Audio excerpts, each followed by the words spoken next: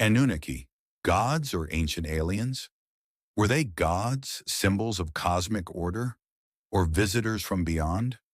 Why do the oldest stories we've ever told begin with gods descending from the sky? Before pyramids, before Rome, before the Bible, there were the Anunnaki. Were they kings, gods, or something else entirely? Because thousands of years ago, in the cradle of civilization, something, someone appeared, and the world has never been the same. This is not a conspiracy theory. It's older than conspiracy itself. Anunnaki, gods or ancient aliens, the dawn of divine authority. It wasn't a pyramid. It wasn't a tomb. It was a platform, built not for the dead, but for someone expected to return. At the southern edge of modern Iraq, beneath layers of silt, salt, and fire, lies the forgotten city of Eridu. According to Sumerian records, it was not the first city we built. It was the first city ever built. Kingship descended from heaven. Eridu was the first city, Sumerian king list. But who were these kings? Why does the list place them before the invention of agriculture, before the flood? And why do the earliest records mention not just rulers, but beings called the Anunnaki, Enki, described as Lord of the Abyss, guardian of the underworld rivers, not a sky god, a builder, a scientist. His temple in Eridu was called the House of the Waters. Inside, rituals for architecture, medicine, astronomy, not myth, methods. How did they design irrigation channels aligned to solstices? Why does their calendar map Venus with a 99.9% accuracy? And what does that have to do with Inanna, Venus incarnate, before she was called Ishtar, before she became Aphrodite? Inanna seized control not by force, but by decoding the divine me, the operating instructions of the universe. So was she a goddess or a figure who accessed technology we no longer understand? Across 5,000 years, the names changed. Enki became Ea. Inanna became Ishtar. Their myths were rewritten, their symbols repurposed, but their presence persisted. The world before humans. What if everything you were taught about the beginning of the world was wrong? What if the gods weren't gods at all? What if the birth of humanity was no accident, but part of something far older and darker? Long before humanity even thought of building temples, before we ever set foot on solid ground, the heavens were ruled by beings not of this earth, beings whose arrival shattered the fabric of what we now call reality. Apsu and Tiamat, the oldest beings to ever exist, a god of fresh waters and a goddess of primordial chaos. But their names are nothing more than labels. They were the architects of destruction. Their very existence set into motion a sequence of events that no mortal could survive. The gods that came from them weren't born to protect us, but to control us. They created the first gods, or perhaps they were the first ones. And from this creation, war was inevitable. A battle not for the stars, but for control of the universe itself. But then there was Enki, a god who wasn't simply a god. He was the builder, the architect of life itself. But how did a creature of such power come to exist? Was he truly born from chaos? Or was he placed here? Enki did not just control rivers, he controlled fate. He crafted civilization, designed our laws, our minds. But was it to serve humanity, or to manipulate us into serving something far more ancient? Then there was Marduk, a god who rose from the ashes of chaos, claiming dominion over all things. But Marduk wasn't just a god. He was a weapon, a living, breathing force of order, forged from the battle with Tiamat. But the real question is, was he born to serve the earth, or was he sent to control it? Her body was shattered, but from her bones came the first laws of the universe. And what did Marduk get in return for slaying Tiamat? Was he truly a divine hero? Or was he a cosmic pawn in a game far bigger than we could ever imagine? Tiamat's death wasn't just a victory, it was the imposition of law, a divine law designed to keep humanity in check. But who set those laws in motion? Who was pulling the strings from above? Perhaps, just perhaps, the gods were never gods at all, and what we believe to be divine intervention was something far more terrifying. As the stars aligned and the world took shape, we must ask, were the gods of Mesopotamia truly divine? Or were they ancient visitors, the Anunnaki, whose legacy has been hidden for millennia?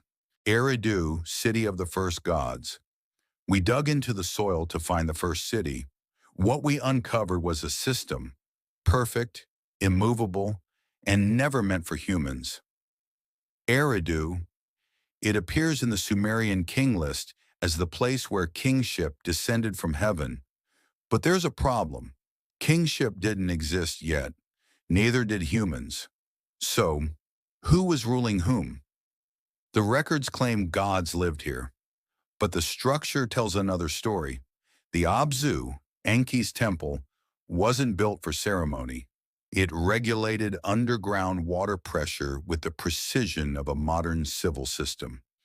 Its chambers aligned not with seasonal festivals, but with solstice shifts. It wasn't sacred, it was calibrated. What kind of god needs a facility that monitors aquifers? The oldest myths say we were made from clay. What they omit is this: the Sumerians never claimed they were the first creation. The texts describe corrupted forms before us, experiments, abandoned models. One of those models may not have died out. We've credited Enki with bestowing the me, codes of civilization. But the myth never says he offered them. It says she took them. Inanna, a goddess, or something else entirely. A rebel, a hacker of cosmic law. And what she unlocked may not have been meant for Earth. The Abzu's water channels aren't random. They mirror the shape of Aquila, a constellation associated with storm gods and divine messengers in multiple cultures. The pattern predates known astrology. Did they copy the stars, or were they remembering them? We keep calling Eridu the beginning. What if it's the middle of something we still don't understand? The me and the power struggle. Inanna didn't seduce Enki. She dismantled him. Not with sex, not with threats, but with conversation laced in ritual and wine. And what she took wasn't gold or weapons or scrolls. She took function. She took compliance. She took the divine firmware embedded in every ritual in every throne room. But not all the me were meant for human hands. The me weren't metaphors. They were operational laws, cosmic patents on governance, deception, lust, conquest. When Inanna ported them from Eridu to Uruk, she didn't bring power, she brought programming. And once activated, they rewired humanity. Sumerian records suggest that some me remained unlisted, corrupt, sealed, or lost.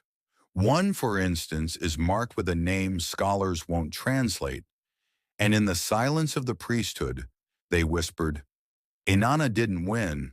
She infected us all. Uruk wasn't a city, it was a command hub. The me spread through rituals, through scribes, through architecture. You didn't need to believe in the gods. You just needed to follow the temple calendar. The more me Uruk controlled, the more its administrators resembled gods. Dispassionate, bureaucratic, and untouchable. But gods don't forget when they're hacked, and Enlil wanted a rollback. When Enlil found out, he didn't send lightning. He rewrote the priesthoods, starved the temples, recalled blessings, the slow kill. He understood something Enki had forgotten. Whoever controls the me doesn't just control cities. They format reality. What if the me were never meant to be shared? What if they weren't created by gods, but for something else and buried beneath Uruk's foundations? Was one me that even Inanna was afraid to touch. There's a me scholars won't talk about. It governs rebellion, madness, collapse. It was never listed. It was never returned. It may still be active. We weren't supposed to read those tablets. They weren't meant for us, not yet. Long before men claimed thrones or gods claimed temples, there was a system, a bureaucracy, not divine but functional. The earliest Sumerian texts don't begin with creation myths. They begin with job descriptions. The oldest cuneiform inscriptions, pre-Enuma Elish, are ledgers, not prayers. Gods appear first as job titles. Enlil meant Lord Wind, not a name, but a role. This implies the earliest pantheon was a divine division of labor, not a family of beings. If the gods weren't divine, but deployed, then who assigned the roles? Eridu is called the cradle of civilization, but it's older than that. It's the first operating system. Beneath its ziggurat lay channels and chambers that mirrored the stars above. They called it the Abzu, but it wasn't a mythic abyss. It was real, and it was calibrated. Abzu is described in early Sumerian hymns as both a watery underworld and a source of law. This duality matches with the physical presence of underground water systems in Eridu, connected to lunar cycles. Enki was not just god of water, but of information distribution. And then the me arrived, divine laws encoded in objects. But who created them? And why were they hidden? The gods did not share power, they traded it. The me, divine decrees of kingship, war, seduction, and despair were not blessings. They were fail-safes. Enki gave them up while intoxicated, but drunk on what? Early rituals involving Inanna included beer and date wine linked to altered consciousness. Mesopotamian myths often coded entheogenic substances in poetic form. The exchange of the me may symbolically depict a psychoactive initiation, one deliberately designed to lose control. Was Enki set up? Did Inanna plan it? Or was she just the delivery system? Who benefits from humanity believing it was an accident? Comment what you think Enki was really trying to do, and who erased the rest of the tablet. Each time the gods fractured, humans rose, not by miracle, but by mandate. When divine order failed, we became the algorithm, but no one told us who wrote the code. The priestly rituals of Mesopotamia included substitute kings, ordinary men who took the throne temporarily, only to be executed as cosmic scapegoats. These rituals suggest humans were never sovereign. They were sandbags on the levee of divine chaos. The me are in human hands now, but someone or something is still watching to see how we use them.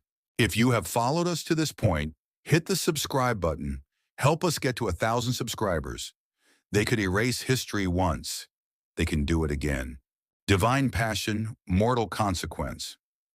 What if the world's first war began with a love story? Long before Babylon, long before Scripture, there stood a city of such blinding authority, the gods themselves were said to descend into it. Uruk. But its power wasn't built on conquest. It was sealed in flesh. Inanna didn't marry Dumuzid out of love. She married him to bind heaven, earth, and underworld in a single contract. The Sumerians believed their kings were ritually sacrificed every few years to refresh the land. Dumuzid's death wasn't punishment, it was policy. The first divine kingship wasn't given. It was extracted through sex, blood, and celestial debt. But what debt did Dumuzid fail to pay? When Inanna descended into the underworld, she wasn't just seeking her dead husband. She was dismantling the hierarchy of the gods themselves. The 7 gates she passed through didn't just strip her, Each gate represented a temple city. She was unmaking empire. She arrived naked, yes, but not powerless. Her death was a reset button. And when she returned, the only man who hadn't mourned her was the one who once touched her heart. But was Dumuzi a careless king or a decoy all along? Here's what most miss. Inanna's grief wasn't personal. It was ritualized software, programmed to keep a divine system intact. The laments for Dumuzi aren't just poems. They were performed seasonally, possibly by kings themselves, reenacting their own symbolic death to sustain divine legitimacy. The myth isn't explaining death, it's masking murder, institutionalized, God-sanctioned murder. If gods use love to control kings, what did kings sacrifice to control us? If your leaders today were expected to die for their power, would they still seek it? Drop your answer below, because history remembers what we forget. Inanna, the Queen of Heaven. Inanna's descent wasn't about power, it was about survival. But in the underworld, she learned that even gods aren't immune to fate. It's 2900 BCE in the land of Sumer. Uruk, one of the world's first cities, stands on the banks of the Euphrates River. The divine realm has already begun shaping human life. But in this vast cradle of civilization, a single figure stands taller than most gods. Inanna. Inanna, Queen of Heaven, isn't just a goddess of beauty or love. She governs power, and with it, chaos. Many think of Inanna as a goddess of love and war, but her deeper role is tied to balance and law. Her power over life and death was grounded in cosmic order, not just desire. Inanna's cult isn't solely religious, it's political, a statecraft intertwined with the survival of kingship itself. Her actions directly influence the rise and fall of dynasties in Sumer. And in every myth, there's a political calculation that underpins the divine. But what exactly drove Inanna to take such extreme actions? What was her real goal in a world ruled by gods and kings? Inanna's descent isn't merely a journey of transformation. It's a struggle for control over the very fabric of existence. Divine death is the ultimate test. For gods like Inanna, who embodied heavenly order, death in the underworld wasn't just symbolic. It was a political maneuver. She sheds her regalia, her power, symbolizing a surrender to the inevitable forces of chaos. The seven gates of the underworld aren't just symbolic barriers. They represent a ritualistic stripping away of power. Each item she gives up at the gates, her crown, her necklace, her scepter, mirrors the ancient practice of symbolic death enacted by real kings. The king was stripped of his royal attributes as a precursor to his sacrifice for the city's survival. Inanna isn't merely defeated in the underworld. She learns that even gods aren't free from the very chaos they attempt to control. What happens when a divine figure, accustomed to wielding absolute authority, faces the true cost of immortality?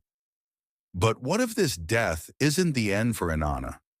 What if this descent is her greatest political move, a way to reclaim power through sacrifice? Inanna's return from the underworld wasn't marked by triumph. It was vengeance, or was it justice? Inanna returns to the world of the living and sets her eyes on Dumuzi, her lover, the shepherd king. He has failed her by breaking the sacred bond of the sacred marriage, where the king embodies a land's death and rebirth. But Inanna's reaction wasn't just personal, it was political. She exacts punishment, not just because of betrayal, but to reinforce the law that kings must obey the divine will. Her commandment is simple: only the chosen may survive. The fate of Dumuzi wasn't just divine wrath, it was ritualized. Inanna's punishment of Dumuzi parallels the king's role in the sacred rites. where he must die symbolically to ensure the survival of the kingdom. But Inanna's reaction shifts the entire narrative. Her emotions become tangled with her divine duty, creating a web of complex political dynamics.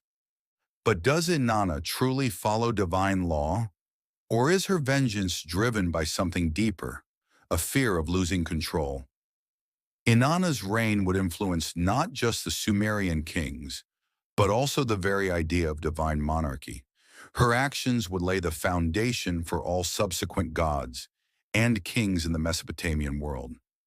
Inanna represented a new order where the cosmic and earthly realms were inseparable. Inanna's duality as both a goddess of war and love is no accident. This dual nature underpins the very nature of power, the ability to be both a bringer of life and a harbinger of death. She embodies the tension between control and chaos, and as we'll soon see, her legacy would give birth to one of the most feared empires in history. But who was really the master, Inanna, or those who pulled her strings from the shadows? The next chapter will reveal the terrifying truth about Inanna's rise. Inanna chose vengeance to protect her world. Was she a divine ruler or a desperate survivor? What's the cost of absolute power? Tell us your thoughts below. Dumuzid and the sacred marriage thousands of years ago. In the vast and volatile lands of Sumer, kings weren't simply rulers. They were the physical embodiment of divine law. Dumuzid, a shepherd king, was called to unite with the goddess Inanna, not just as a lover, but as a cosmic necessity. Their union wasn't about passion, it was about survival. The Sumerians believed that the king, through ritualistic marriage, could ensure fertility for the crops, prosperity for the land, and continuity for the people. This wasn't a symbol of divine love. It was a contract with fate. The gods demanded sacrifice, not love, and Dumuzid was about to pay the ultimate price. The sacred marriage wasn't just about fertility, it was an exchange between life and death, in which the king represented both. Dumuzid wasn't just the king of the land, he was the land itself. His life force was tied to the soil, the crops, and the very survival of the people. But there was a catch. The king was doomed to die each year to ensure renewal. His death wasn't random. It was part of a cycle, one that kept the balance of life and death in perpetual motion. But Dumuzid wasn't a typical god. He was flawed. And here's where the truth lies. He didn't want to die.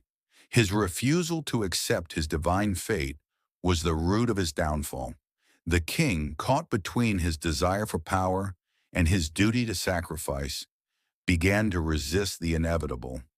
When Inanna descends to the underworld to retrieve Dumuzid, her quest is not about love, it's about restoring order. Dumuzid's death wasn't just a tragedy, it was a breakdown of the divine contract between the gods and the earth. Inanna's journey is a symbol of cosmic restoration, a necessary act to reinstate balance, but it's also a personal betrayal. Inanna was not simply playing the role of a grieving lover. She was enforcing the rule of gods over kings. But even she can't save him forever. The gods demand sacrifice, and even love can't change the rules.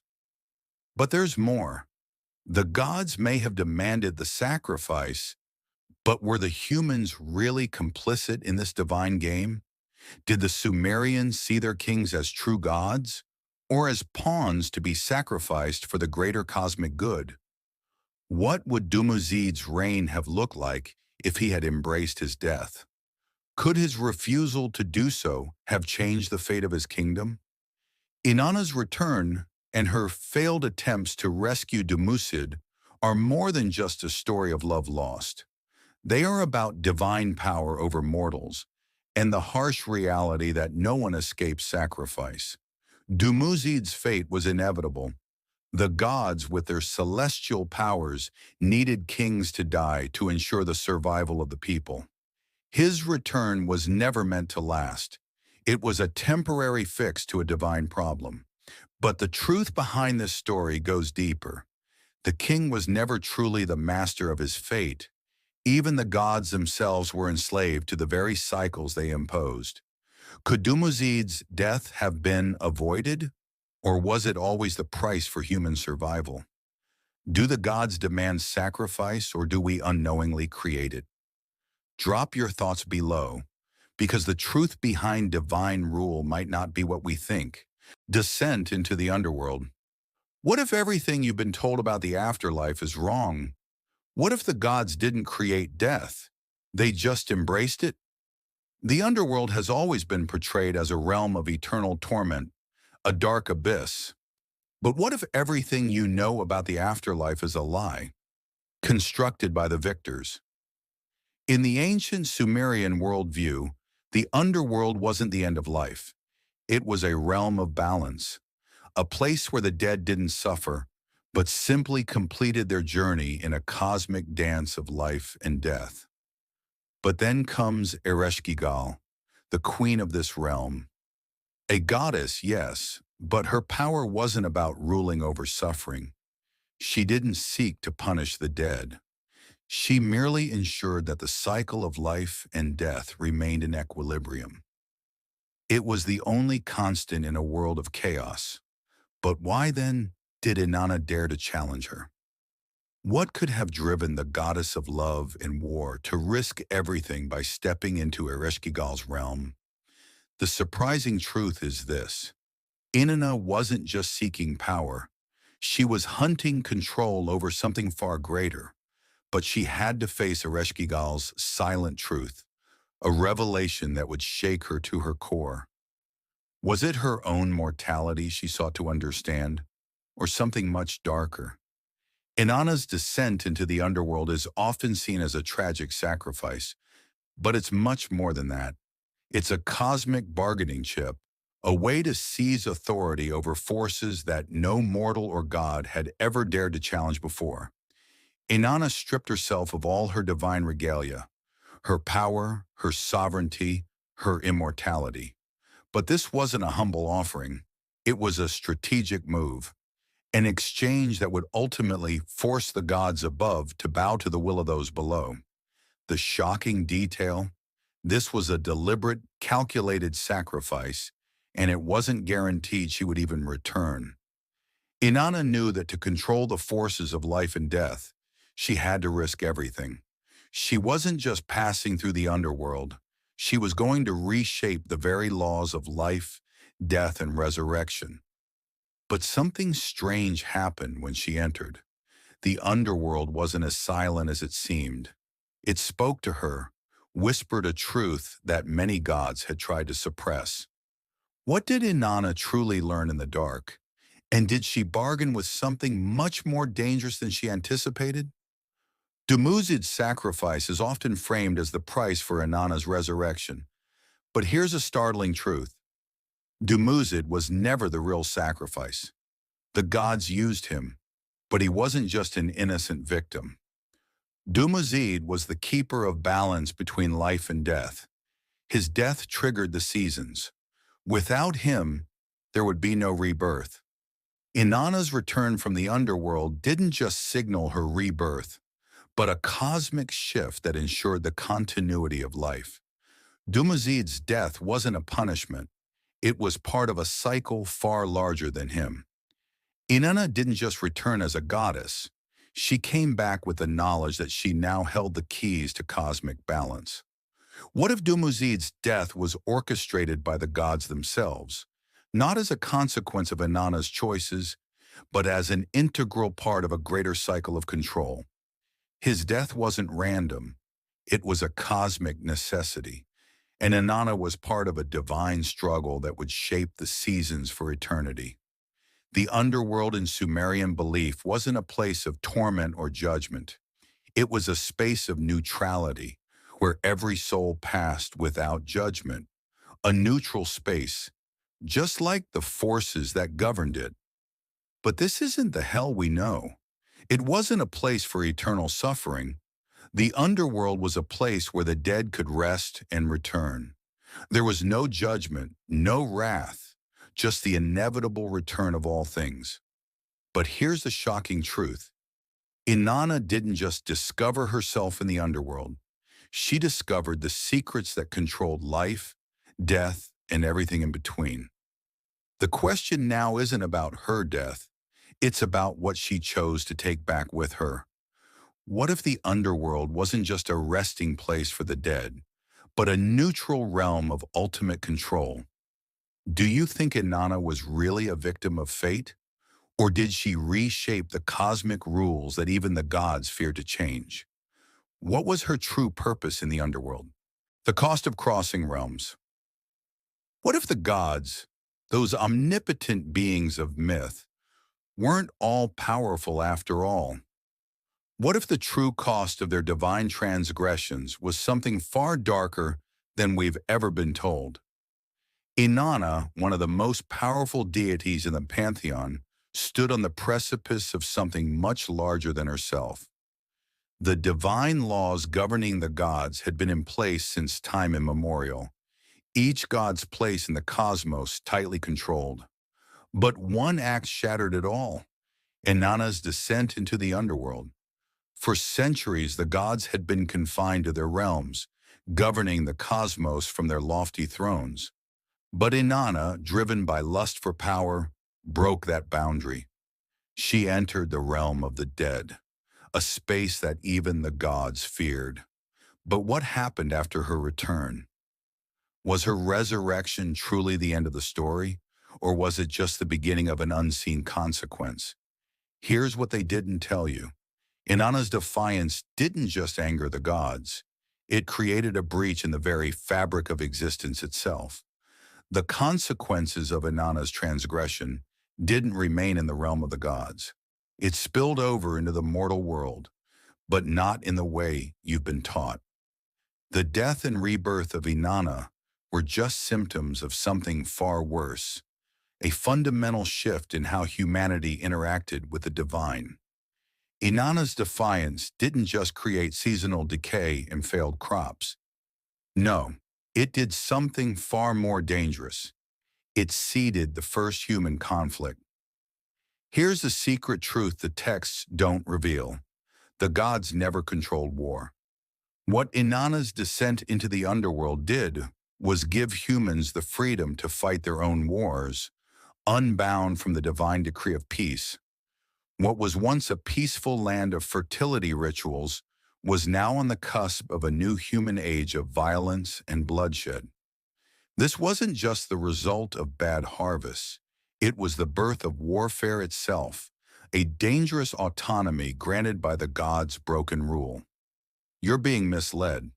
The wars that followed Inanna's defiance weren't born from greed. They were a cosmic consequence of a divine breach. Humans, no longer shackled by the divine influence of their creators, began to wage wars not just for resources, but for something more sinister, the very control over life and death that the gods once held. This insight isn't just about myth, it's about understanding the power dynamics that shape the future of human civilization. The gods' grip was slipping, and the first violent wars weren't just about domination. They were about filling the void left by divine neglect. As war spread across Mesopotamia, the initial causality was clear. Humanity had fallen into chaos, driven by the newly liberated hunger for control. But there's a deeper layer. The gods themselves couldn't stop it. This rebellion wasn't a simple mythic battle. It was the beginning of something far more terrifying, a world where the gods no longer had ultimate power. The gods' retreat allowed humans to chart their own course, often through destruction. What if I told you that the violence we see today, the wars, the conflicts, are a direct echo of Inanna's fateful choice? What if humanity's deepest conflict isn't driven by greed, but by an ancient curse left unchecked by the gods? What if the gods never truly intended to rule us forever? What if they left behind a hidden legacy, a legacy that allowed us to create wars we were never meant to fight. Inanna's act of rebellion didn't just shatter the boundaries of life and death. It tore apart the very essence of divine rule. What followed wasn't just chaos. It was the beginning of humanity's own dark journey into autonomy and war. The true price of crossing the realms wasn't the loss of a divine throne. It was the unleashing of mortal violence and a cycle of war that would echo through the centuries. What if I told you the first kings didn't rule by inheritance alone? What if their power came from a source far older, far more mysterious than anything we've ever imagined? What if the very blood running through their veins was divine, and the gods themselves were directly responsible for creating their lineages? This wasn't the rise of ordinary kings. The Sumerians didn't just create kingship, they received it. From the very first city-states, the line of kings was divinely inspired, created not by human ambition, but by celestial forces. The gods didn't just control the heavens, they controlled human kings, ruling through them. Surprising? Here's the truth most don't tell you. Sumer's first kings were likely descendants of the Anunnaki, beings who came from the heavens, their bloodlines tied to a mysterious, cosmic order that spanned millennia. What does this mean? It means that the line between humans and gods was never as clear as history books suggest. These kings weren't just political figures. They were living embodiments of divine power, chosen to carry the blood of gods themselves. You've been told that kingship was created to organize society, to maintain order. But that's not the whole truth. The Anunnaki didn't just bring structure, they imbued kingship with divine power to maintain control. Think about it. Why did early kings declare themselves gods? Why did they wear crowns, not as symbols of rule, but as conduits of divine power?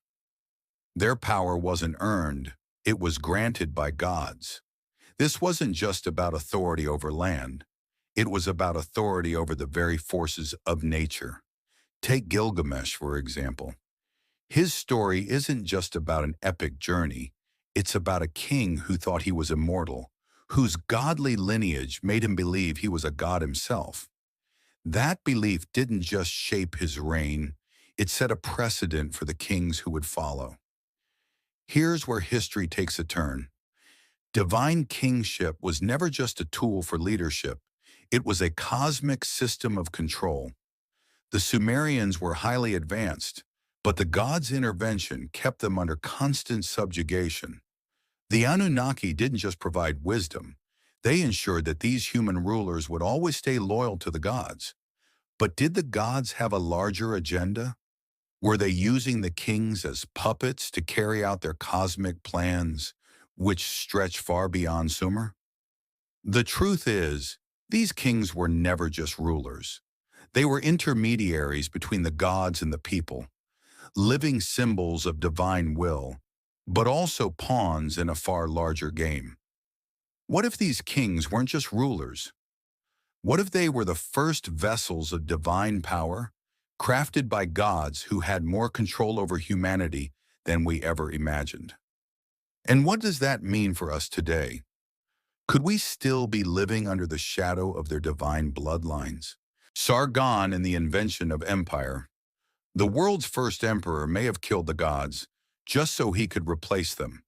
Before Alexander, before Caesar, there was Sargon of Akkad, but the story you know, it's fake, a rewrite, a post-mortem illusion crafted by poets, priests, and his own daughter. Time, 24th century before Common Era. Place, Mesopotamia, fractured into rival city-states. Sargon begins not as a prince, but a cupbearer, a trusted servant in the court of Kish. He overthrows his king, but doesn't stop there. He marches, Uruk falls, Lagash burns, Umma surrenders. But Sargon isn't just building territory, he's hijacking belief. He knows that swords break, but myths endure. And yet, Not one early inscription claims he was chosen by the gods. Why? Enter Enheduanna, Sargon's daughter, appointed high priestess of Nana in Ur, but her real god, Inanna, the goddess of war, love, and legitimacy. She authors hymns, not to glorify gods, but to enshrine her father. She fuses the divine with the political. In her writing, Sargon becomes not a usurper, but destined, chosen, sanctified. But look closer. In Enheduanna's earliest poems, they glorify herself, her struggle, her exile, her power. Was this daughter serving her father or building her own cult? After Sargon's death, the inscriptions change. New tablets surface. He is now the anointed of Inanna, a child of the gods. But archaeologists find something strange. His earliest statues, bricks, and seals never mention Inanna.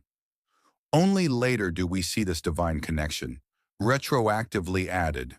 The empire needed a myth, and Enheduanna gave it one, a myth so powerful it erased the truth. But if the first empire was built on a lie, what happened when the people found out? Sargon's own grandson, Naram Sin, was the first to declare himself a god, but only after a catastrophic rebellion almost destroyed the empire. Why?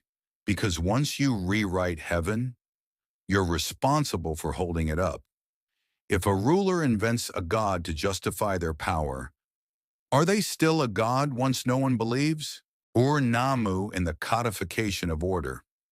He didn't just write the first law, he turned divine chaos into a prison and dared the gods to step inside. Now ask yourself, if you could write the rules of reality, would you include a loophole just for yourself? Ur-Nammu did. The Gudians have ravaged Sumer. Temples are silent. Fields rot. Into this collapse walks a king not born of ancient lineage, but of ambition. Ur-Nammu, builder of ziggurats, stabilizer of chaos. But his greatest act wasn't divine. It was political subversion dressed as religion. He doesn't offer sacrifice. He rewrites the pact. Justice, he says, isn't divine whim anymore. It's codified, fixed, written. But when laws become permanent, whom do they protect and whom do they silence? The law isn't just law, it's theater. Every fine, every sentence carved into clay is a weapon aimed not at criminals, but at rivals, priests, generals, scribes. Ur-Nammu's code includes specific provisions limiting temple well seizures, redefining who could enter sacred spaces and who could not. In other words, he clipped the wings of the priesthood while pretending to protect their gods. And in Nippur, the religious heart of the land, clay tablets bearing these laws were hidden, not celebrated. Why? Because the priests knew. Ur-Nammu was turning gods into bureaucrats. And what happens when the gods start answering to a man with a pen? Ur-Nammu's death is still unexplained. The official story, battlefield misfortune. But Sumerian lamentations speak of betrayal, a general's treachery, a high priest's disapproval, a law too powerful for one man to wield. And his successor, Shulgi, didn't just inherit power, he declared himself a god. Ur-Nammu built the system. Shulgi turned it into a cage. Even centuries later, Hammurabi would copy his format, but never mention his name. Why? Because kings don't celebrate the man who first proved the gods could be domesticated. A Sumerian scribal tablet from Nippur shows redacted lines in the code, erased and rewritten under Shulgi's reign. Even in clay, truth was edited. If a mortal can trap the divine in law, what would you do if you had the power to rewrite reality? Hammurabi and the seal of Shamash. It wasn't a god who gave us justice. It was a man pretending to receive it, and millions believed him. We know his name. We recite his code, but we never question the ritual that made him untouchable. What if the most famous law in human history was a forgery, and we've been obeying a lie ever since? 1750 BCE, Babylon. A sun god sits. A mortal man stands before him, humble. Between them, divine law. This is the iconic image that crowns the Code of Hammurabi. But what textbooks never tell you? Shamash was retrofitted. Earlier versions of the law exist, without any gods. And in some, Shamash isn't even named. What if this wasn't a divine moment, but a staged one? Before Hammurabi, law came from Orinamu, a Sumerian king who credited his code to Nana, god of the moon. He wrote of compassion, restitution, even freeing the enslaved. But that god wasn't useful to Hammurabi. He needed light. He needed fire. He needed Shamash, the god who burns and judges. Hammurabi didn't just write laws. He erased gods. He replaced one divine voice with a louder, blinding one. Clause 1, accusation of sorcery, death. Clause 21, a thief breaks in, death. Clause 195, striking your father, hand cut off. But here's what nobody sees. The code isn't about justice. It's about obedience. Because while these were carved in stone in public squares, a secret clay archive existed inside temples, with corrections, redactions, and political edits. This wasn't divine will. It was clay spin doctoring. And the seal, that divine approval on the stone, no god signed it. Only the king pressed the stamp. A tablet found at Susa shows a mismatched copy of Hammurabi's code, with some punishments softened and Shamash missing entirely.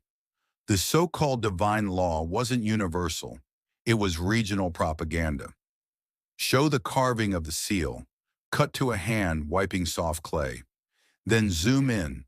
The seal leaves no impression. The clay is still wet. Justice was always editable. If the law you follow is a lie, and the God behind it was never real, do you still follow it out of fear or habit? Would you break the first law you learned as a child if you knew it came from a king, not a God? Religion as statecraft. You were never praying to God. You were reporting to the state. Ziggurats weren't just temples.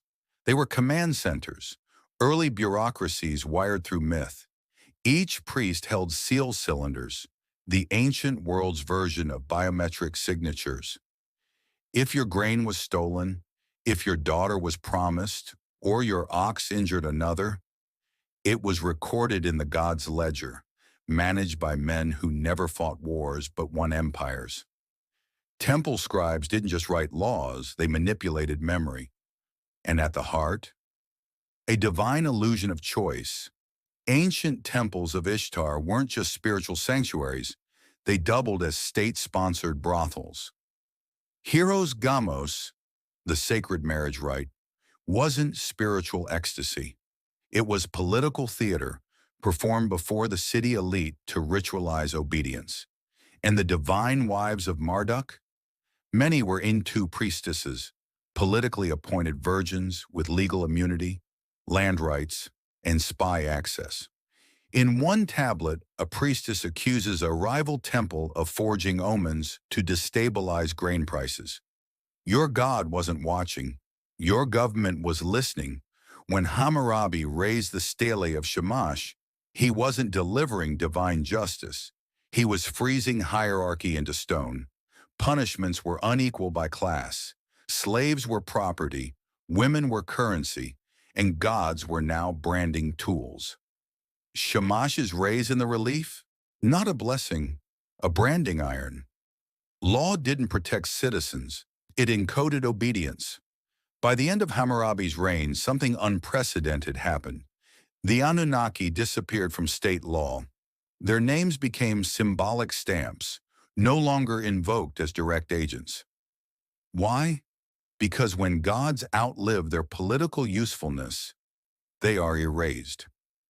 What if everything you thought was sacred was a script? Which forgotten god or priest do you think still shapes our laws today, buried under a different name? What happens when gods start questioning who is fit to rule? What if your greatest protector becomes your biggest enemy? What if the divine, those who control fate, are just as vulnerable as the kings they bless? At the dawn of civilization, Sumer cities were more than just settlements. They were divine mandates given form by gods who ruled with an iron fist. Enlil's word was law. Inanna's lust was fate. Shamash's justice was universal. But somewhere in the vast desert of their influence, a whisper began. A dangerous, deadly whisper. What if the gods are wrong?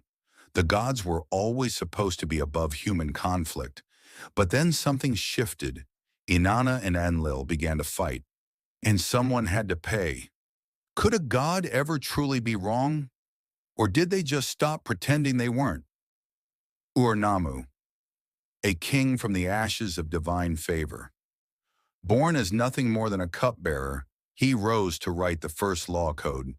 But his laws weren't about appeasing gods. They were about controlling the gods' power over men.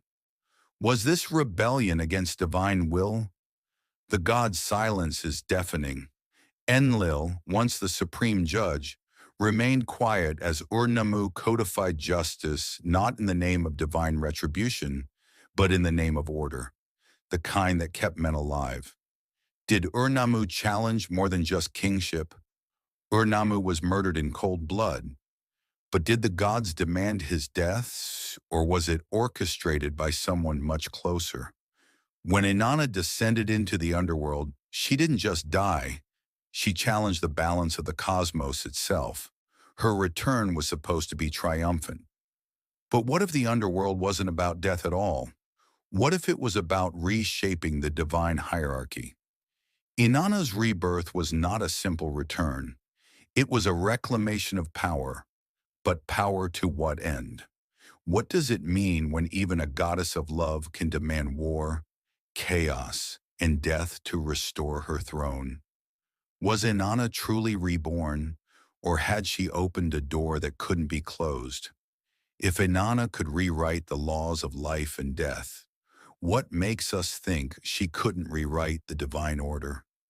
When Hammurabi stood in the shadow of Babylon's ziggurat, he didn't invoke the gods of old. He created a new one. Marduk, the first god of empire, the first god who was more than just a divine protector. He was a tool.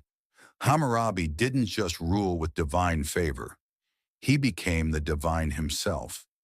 Marduk's creation story wasn't just myth. It was an ideological weapon. Marduk killed the primordial goddess Marduk's rise in Babylon. What if the world we live in today was shaped by the fury of a god and the ambition of a king?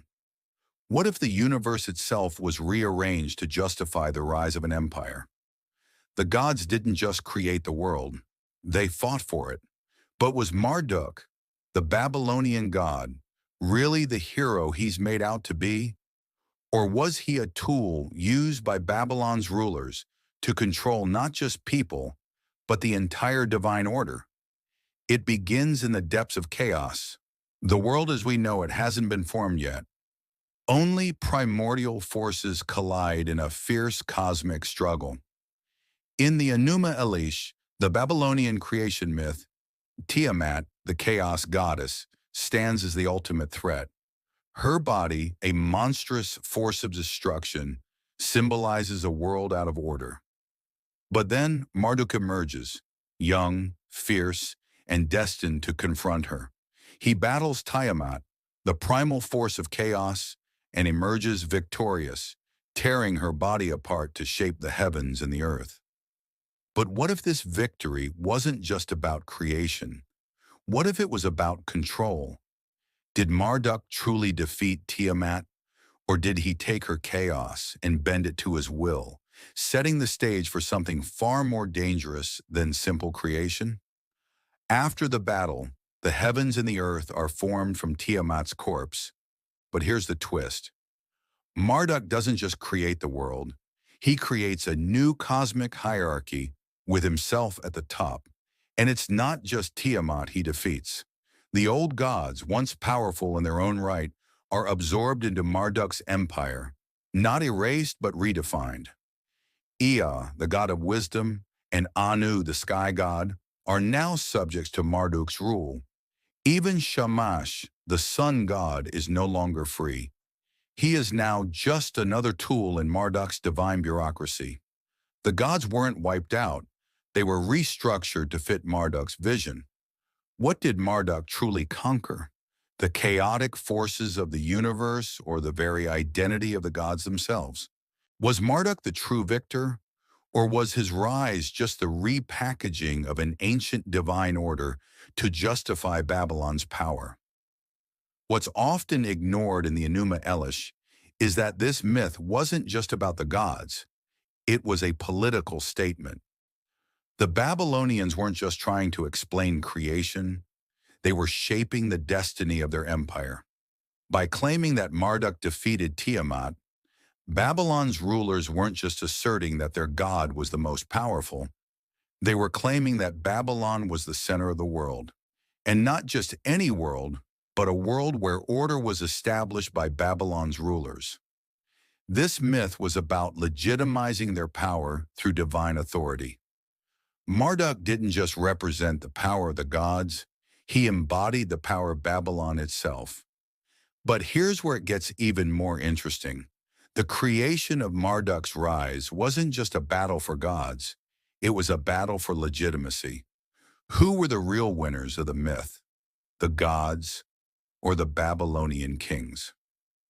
Could Marduk's victory have been a calculated effort by Babylon's rulers to ensure their divine right to rule? And if so, what would happen if that right were ever questioned? Marduk's true genius wasn't just in his defeat of Tiamat, it was in how he absorbed the powers of the gods around him. The older deities didn't disappear after Marduk's victory. They were redefined within his cosmic hierarchy, serving as tools to stabilize his rule. For example, Ea, the god of wisdom and water, didn't vanish. Instead, he became Marduk's closest advisor, offering counsel to the new king of the cosmos. Anu, the ancient sky god, no longer ruled the heavens. He answered to Marduk. Even Shamash, the sun god, became a symbol of Marduk's control over time and fate. Marduk didn't just defeat his enemies, he transformed them into instruments of his power. But what if this power wasn't as absolute as it seemed? What happens when a god who controls everything is challenged? What would happen if Marduk's reign was questioned? What if his victory was not truly final, but just the beginning of a divine struggle for control? If Marduk's victory over Tiamat was more about the control of power than the creation of the world, what does that say about Babylon's true rise to power? Do you believe Marduk's rise was a divine victory or a political weapon crafted by Babylon's rulers? The Council of the Gods. What if the gods didn't shape Babylon? What if Babylon shaped the gods? The divine didn't just rule, they bargained. And the price was far higher than you think. The gods you've heard of weren't as powerful as you've been led to believe. They were pawns caught in a game they never saw coming. Babylon didn't just rise through conquest. It ascended because it understood something shocking. The true power wasn't just physical, it was divine. Marduk didn't conquer. He negotiated the fate of the gods themselves. When Marduk first came to power, the divine world was in turmoil. The gods had ruled autonomously for eons, each with their domains. But with Babylon's rise, something changed. Marduk didn't conquer the gods. He bought them. In a terrifying display of cunning, Marduk didn't just defeat Tiamat, he manipulated her death into the cornerstone of a new world order. He didn't just claim power, he orchestrated it, negotiating deals with older gods like Ea and Shamash, convincing them to support his rise or risk obliteration. Divinity was no longer about eternal power. It was about realpolitik. The gods now had to negotiate their worth, with Marduk as the ruthless kingmaker. Some gods lost their place. Others, like Ishtar, were forced to adapt or risk becoming irrelevant. Power was never more fragile, and the gods learned that the hard way. But who was pulling Marduk's strings? Was he just the new king, or did he have a secret agenda that no one, not even the gods, saw coming? Babylon's claim to spiritual power didn't happen in the vacuum of divine mythology. It was a calculated move. The ziggurat, the towering step pyramid of Enuma, wasn't just a shrine. It was a tool, built not for worship, but for control. Babylon didn't just want the gods' favor. They wanted the gods themselves to bend to Babylon's will. This divine shift wasn't just metaphysical, it was psychological. With each brick laid in the ziggurat, the gods themselves were being redefined, reshaped into mere pawns in Marduk's cosmic Game of Thrones. Marduk didn't need to destroy the older gods. He absorbed them, rebranding them as allies in his grand scheme. From Tiamat's defeat to the repackaging of gods like Ea and Shamash into Babylon's pantheon, everything changed. The old gods didn't disappear. They became symbols of Marduk's divine supremacy. But could Marduk truly control all the gods? Or was his rise a deception that would unravel the divine order itself? The ziggurat stood as a metaphor for Babylon's greatest deception, that the gods were ever in control. In truth, Babylon's ziggurat was more than just a religious monument. It was a power symbol, one that proclaimed, "The gods are here, but they now bow to Babylon's king." Marduk didn't just establish Babylon as a spiritual capital, he made the gods worship the city itself. The ziggurat was the center of a world where divine powers were trapped, forced to feed Babylon's power and vision.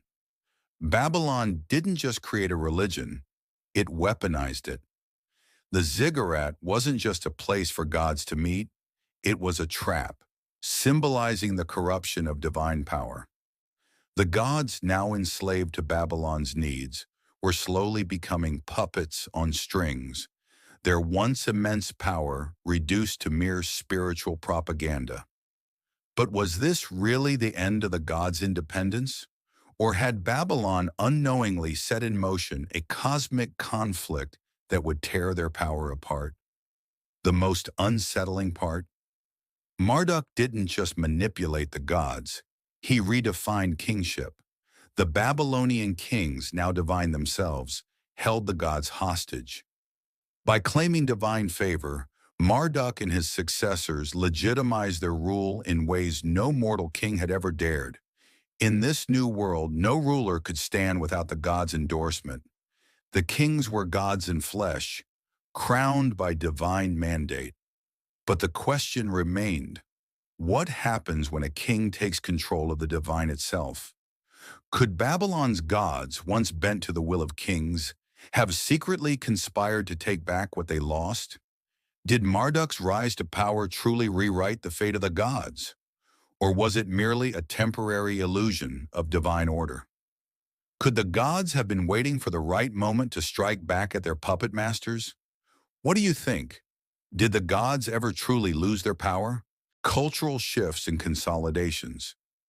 In Babylon, power wasn't just wrested from the hands of kings, it was stolen from the gods themselves.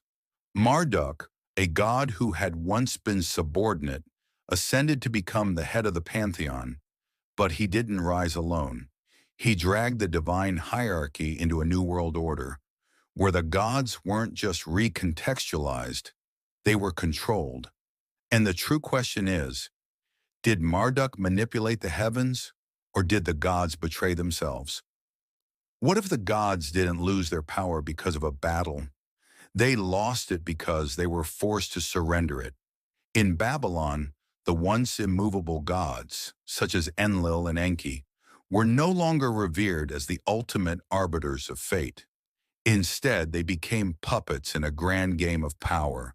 their influence diminishing as Marduk pulled the strings.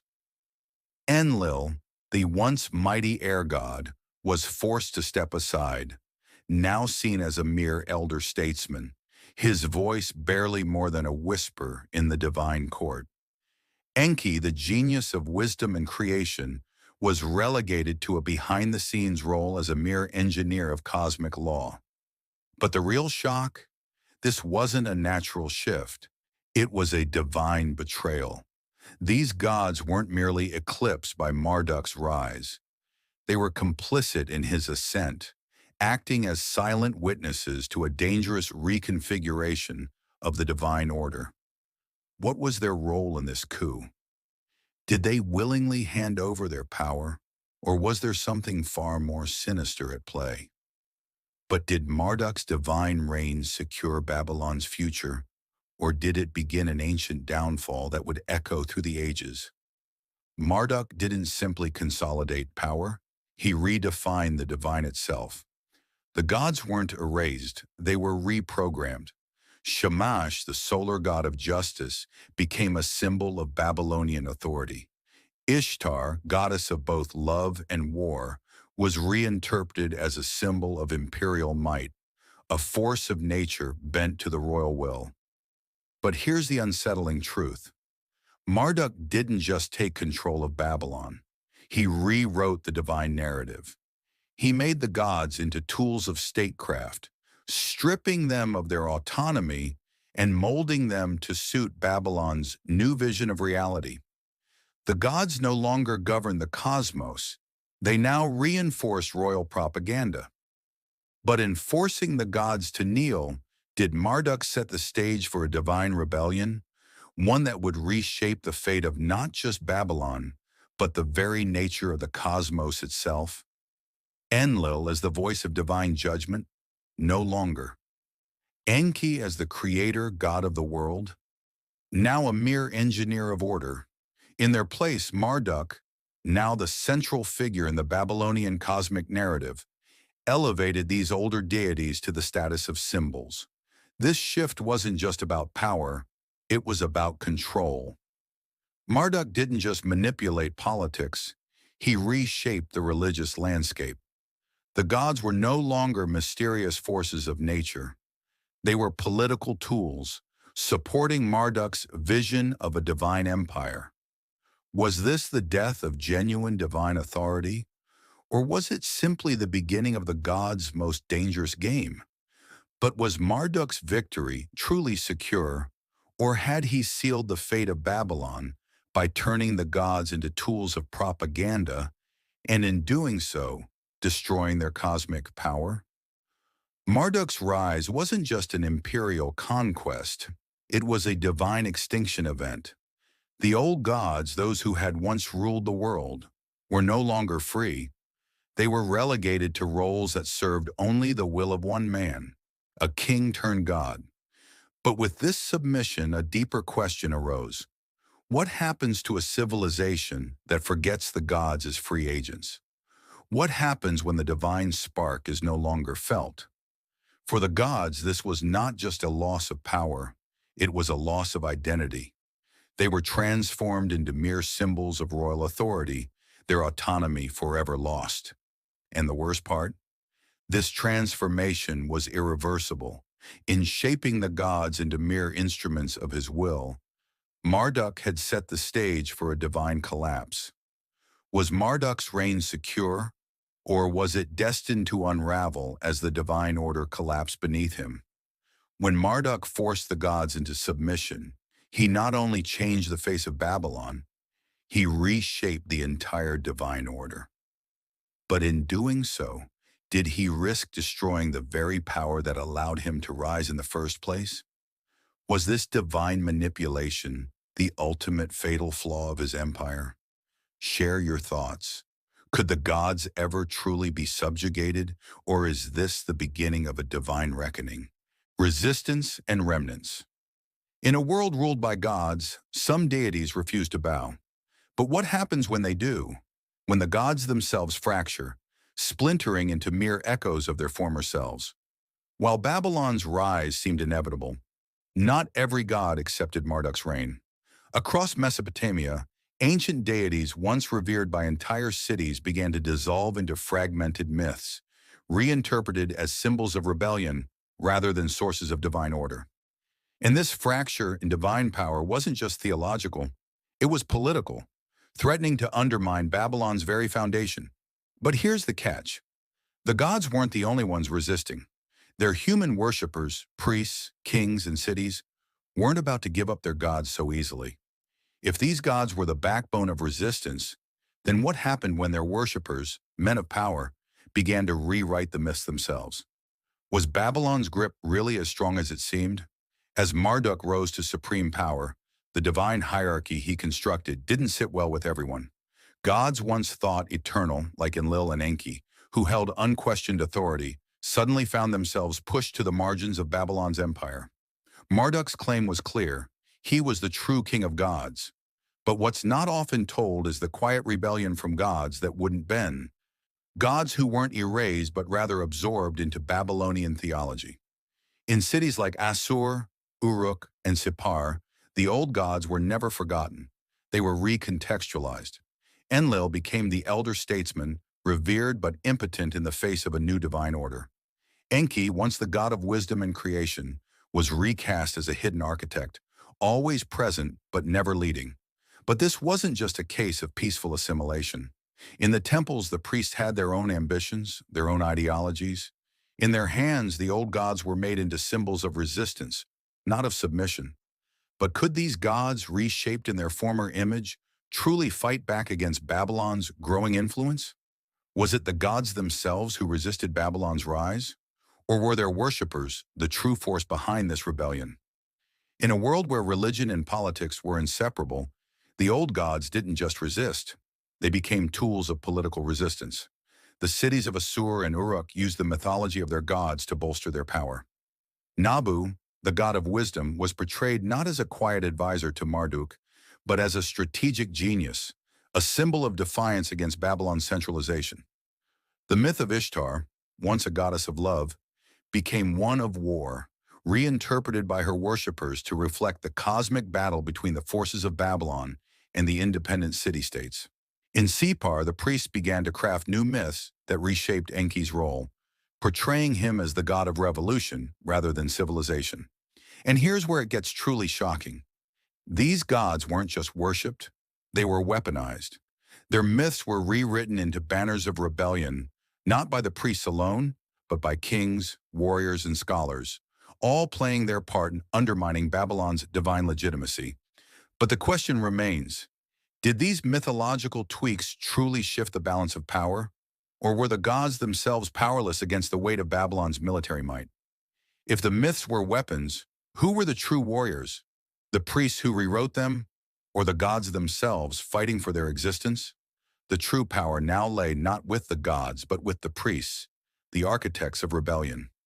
In the cities that refused to accept Babylon's divine order, the priesthoods became the political elite, wielding the gods like weapons in a battle of divine legitimacy. The cities of Assur and Uruk were no longer mere city-states, they were ideological fortresses, fiercely defending their mythical autonomy. The priesthoods crafted rituals that elevated their gods from passive deities into defiant symbols of resistance.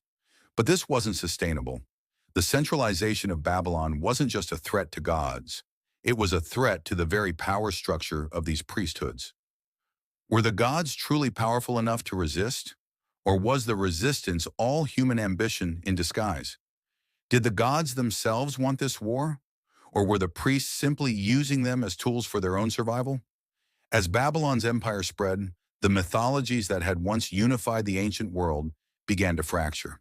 The gods absorbed into Babylon's narrative were not erased. They were reinterpreted. But even as Marduk's empire seemed all-powerful, the gods didn't simply disappear. They splintered into new mythologies, becoming symbols of resistance, autonomy, and ultimately, rebellion. As Babylon grew in power, so too did the power of those who fought back. Not with swords, but with stories, rituals, and gods. But here's the most disturbing thought. Could Babylon's great power be undone not by external enemies, but by the very resistance of the gods and their cultic rebellions? When the gods fracture, does the empire that relies on them fall apart? In a world where gods fight back, who truly holds power, the empire that claims divine authority, or the fractured resistance of old myths? Was Babylon's divine hierarchy its greatest strength or its fatal flaw? What do you think happens when a god refuses to bend? Let us know in the comments. Divine legacy endures. When Babylon fell, it wasn't just an empire that crumbled. It was the sacred foundation of the world that fractured. But what if that foundation never truly collapsed? The Babylonian Empire, with all its majestic temples and imposing ziggurats, fell under the weight of Cyrus the Great in 539 BCE. But the gods, the ones who shaped Babylon's existence, didn't just vanish. Instead, they went underground, changing shape, becoming more dangerous, more insidious than ever before. Marduk, once the supreme god of Babylon, wasn't just a divine figure. He was a political tool, manipulated by emperors, priests, and kings alike. What if the true power of these gods wasn't in the rituals they commanded, but in the power they gave to the kings who controlled their will? What if these gods never really left? What if they transform, waiting for the right moment to return? And what if that moment is now? In 539 BCE, Babylon fell to Cyrus. The city, once a beacon of divine authority, was now in ruins. But did the gods truly lose with it? The story the world tells us is simple. Babylon was conquered, its gods dethroned. But what if that wasn't the full story? Marduk and Ishtar didn't simply vanish. They were repackaged. The priests of Babylon weren't just cleaning up after a loss. They were preserving their gods for future use, adapting them to serve new masters. The real conquest wasn't of a city, it was of spiritual power itself.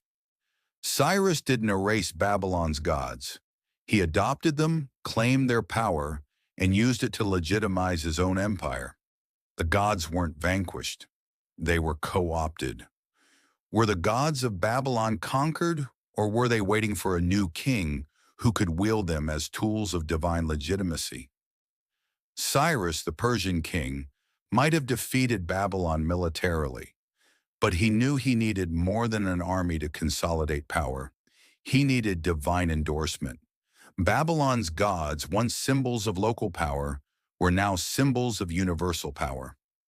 Marduk, the god who defeated Tiamat and created the world, was suddenly repurposed by the Persians as the symbol of Cyrus's divine right to rule. It wasn't just about keeping the peace. This was about reshaping the very fabric of divine authority to serve Cyrus's interests. And it worked. But this wasn't the first time gods were manipulated for political control. In fact, the gods of Babylon had always been intertwined with the very survival of the empire. But now they were being weaponized in ways no one had anticipated. What if the gods, once symbols of liberation, had become something far darker? Could these gods of Babylon still be secretly shaping the world's power behind closed doors? When Babylon fell, the city's priests didn't go down quietly. They retreated into the shadows, crafting new rituals, new myths, and even new gods, all to ensure the survival of their divine legacy. This wasn't just about preserving the faith. This was about keeping their control over the people. As empires rose, the priesthoods found new rulers to align with, embedding Babylon's gods in the political fabric of the Persian, Seleucid, and even early Roman empires. But here's the twist. These priests weren't just hiding their gods. They were bargaining with them. The divine was now just as much a negotiable commodity as any physical resource. What if these priests were more than just spiritual leaders? What if they were manipulating kings, playing a hidden game where the gods themselves were the pawns? The gods of Babylon didn't just survive. They thrived in secret. As Persia gave way to Greece and then Rome, Marduk, Ishtar, and even the lesser-known gods found their place in the pantheons of new empires, not as rulers but as symbols, hidden in the iconography of imperial conquest. By the time we reach the Hellenistic period, Marduk's name has been absorbed into the Greek pantheon as Zeus's precursor, his myth adapted into the stories of power and conquest. These gods had shed their identity as localized deities. They were now global icons for legitimacy and control. But was this really just a rebranding? Or had these gods learned to adapt, to live on in the shadows waiting for the right moment to strike? The gods of Babylon weren't dead. They were just waiting. Could the gods of Babylon be alive today in ways we don't even recognize? How far does their influence stretch? And who holds the power of Marduk's legacy now? The fall of Babylon was not the death of its gods. It was their transformation. Assyrian hubris, Babylonian ruin.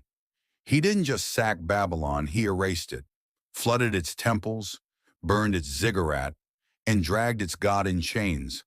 But in ancient Mesopotamia, you didn't just destroy a city, you challenged the cosmos itself.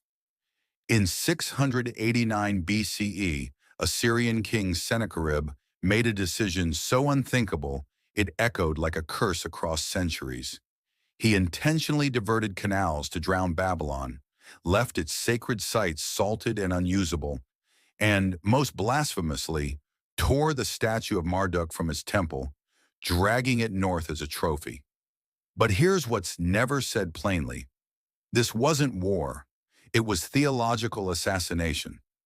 Marduk, the god who maintained cosmic balance, wasn't just disrespected, he was kidnapped.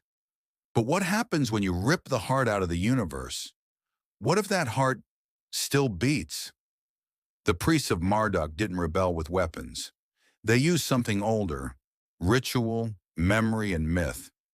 They crafted a narrative so powerful it outlived empires, that Sennacherib died not by man's hand, but by divine justice. Here's what the Assyrian records refuse to say. Sennacherib was murdered by his own sons in a temple. To the Babylonians, it wasn't fratricide. It was cosmic judgment. But what if his death was arranged by the very priests he tried to erase, using gods as weapons and sons as daggers? Esarhaddon, Sennacherib's son, rose to the throne amidst chaos. But unlike his father, he didn't claim victory over Babylon. He begged forgiveness. He didn't just rebuild Marduk's temple, he reconstructed the entire city under priestly guidance, hoping to undo his father's cosmic crime. But beneath this restoration was fear. Esarhaddon lived in a haunted palace, surrounded by omens, nightmares, and whispers that his father's ghost still walked, and Marduk wasn't done with the bloodline. Was Esarhaddon restoring a city, or buying his life back from a god his family betrayed? Babylon, though reduced to ashes, became more powerful in myth than it ever was in stone. Its gods were no longer just worshipped. They were used to control empires. Every king after Esarhaddon feared one thing: losing Babylon's favor. Even foreign conquerors like Cyrus the Great later bowed before Marduk, not out of devotion, but survival. Babylon had become immortal, not through temples, but through narrative manipulation. The gods had turned Sennacherib's crime into a sacred warning etched into the minds of rulers for centuries. Was Babylon truly restored, or did it become something even more dangerous? A god-fueled political trap? If a city can die and still control kings centuries later, what does that say about the stories we believe today? Are modern powers still ruled by gods we pretend we've forgotten? Persian pragmatism. Cyrus the Great never set foot in a Babylonian temple, yet today he's buried with the blessing of a god he may have never believed in. So how did the most tolerant king in ancient history become the mouthpiece of a god his ancestors would have called a demon? And why did Babylon's priests, the same ones who cursed Assyrian kings, bless this outsider? Cyrus didn't conquer Babylon. He staged a divine coup. Nabonidus, the last king, had done the unthinkable. He stopped worshiping Marduk. He fled the city. He praised Sin, the moon god.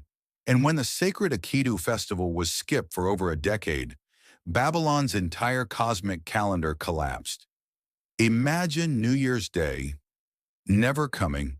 Imagine order dissolving, not from war, but from ritual failure. The priests of Babylon weren't just religious. They were cosmic accountants. Without rituals, time itself was broken. And that's when Cyrus stepped in. Not with swords, but with a story. It reads like divine destiny. Marduk searched for a righteous king and found Cyrus. But here's what no textbook says. This wasn't written by Cyrus. It was ghost-written by Babylonian priests. And if you look at the grammar, you'll notice something strange. The scribes use the third person when talking about Cyrus, almost like a ritual invocation, not a royal proclamation. What if the cylinder wasn't Persian propaganda, but Babylonian damage control?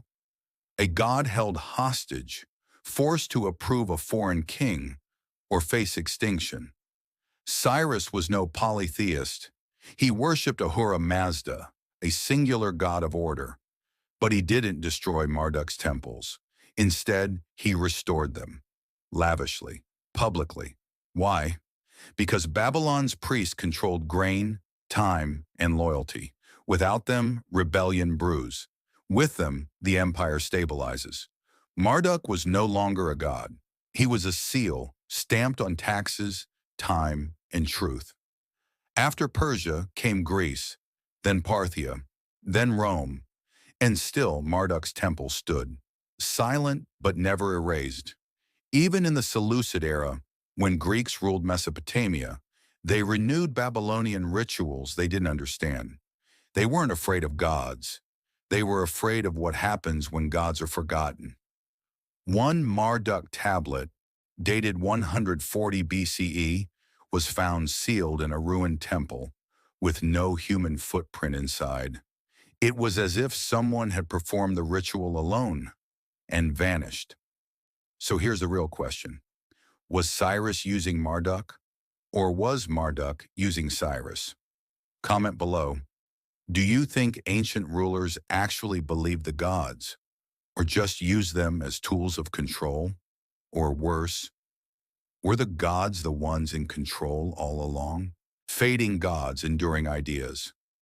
Every time you swear on a holy book, you're echoing the commands of a god whose name you don't even know. You live under their shadow. They've been gone for 2,000 years, and they're still governing your soul. Not Jesus, not Yahweh, not Allah, but gods like Enlil, Enki, and Marduk, long-dead deities of mud-brick cities. You think they vanished with the temples? They didn't. They just shed their names. By the 6th century BCE, Babylon was falling. The temples of Ur were crumbling. Priests were being replaced by scribes, prophets, and emperors. But here's what most documentaries won't tell you. The ideas didn't evolve. They were recycled. Same hierarchy. New faces. The divine order Marduk claimed? It became the logos of Greek philosophers, the law of Moses, and eventually the constitutional morality of the Enlightenment. But here's the twist. The people who inherited these systems didn't know they were infected. Most of what you call justice was crafted by priests protecting grain. The concept of divine punishment? It started with temple theft, not murder. Heavenly reward?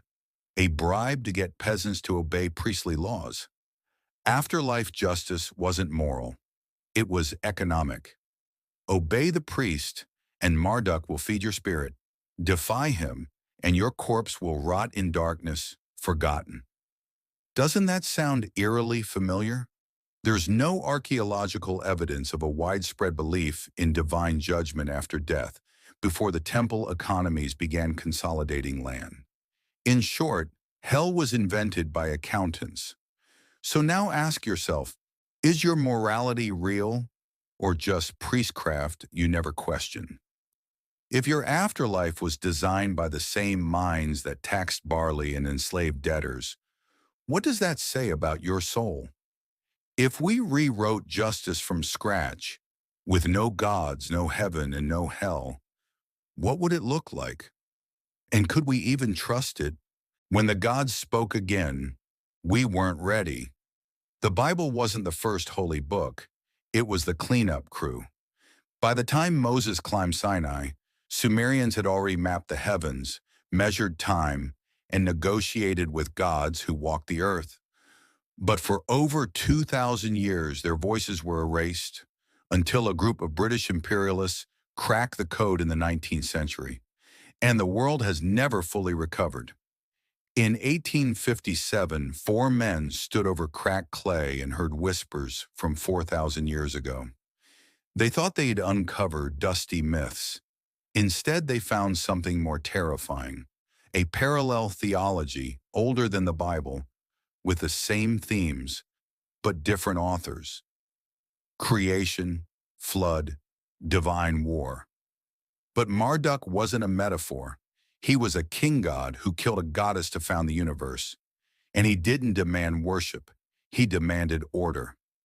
The deciphered Enuma Elish in Atrahasis epic rattled the foundations of Christian Europe because it didn't just mirror Genesis, it predated it. 1. The serpent, present. 2. The flood, identical. 3. The forbidden knowledge, a gift from gods, not a sin. So a question no one wanted to ask began to circulate in hushed academic halls. Did the Hebrews borrow from Babylon, or the other way around? And if Babylon came first, what does that make Genesis? By the 1970s, suppressed cuneiform translations leaked into public hands, not through scholars, but through conspiracy theorists, Zechariah Sitchin, Erich von Däniken. They weren't right, but they weren't stupid either. They noticed something mainstream scholars couldn't explain. Why do ancient Sumerian gods behave like administrators, engineers, and geneticists? Why do their texts include stellar coordinates? And most damning of all, why does the term Anunnaki mean those who came from heaven to earth? Here's what you were never told. 1. The British Museum holds 130,000 plus untranslated Mesopotamian tablets. 2. Less than 1% have been fully translated. 3rd, and some stored in drawers since the 1800s, describe events and beings completely absent from public discourse. A recent unpublished fragment references metal birds carrying men across the heavens, dated to 2300 BCE. Coincidence? Mistranslation? Or a history we're not ready to accept? If we decode every tablet, do you think we'll prove history wrong or religion? The closer we looked at the gods, the more human they became. And the more we looked at ourselves, the more alien we seemed. Every major religion in the world today is standing on a Mesopotamian corpse. If all gods are built from the bones of the ones before them, how many forgotten gods are buried in the stories we still tell today? Do you think modern religion is based on revelation or plagiarism? Drop your theory below, but be ready to defend it. The gods we worship today may have roots buried deep in the ancient past. But what if the legends of old were more than just myths? Were we the ones who changed the story, or did the story change us? Let us know your thoughts. Comment below with your theory. And if you're ready to uncover more shocking truths, hit that subscribe button, because the real story has only just begun. Stay tuned.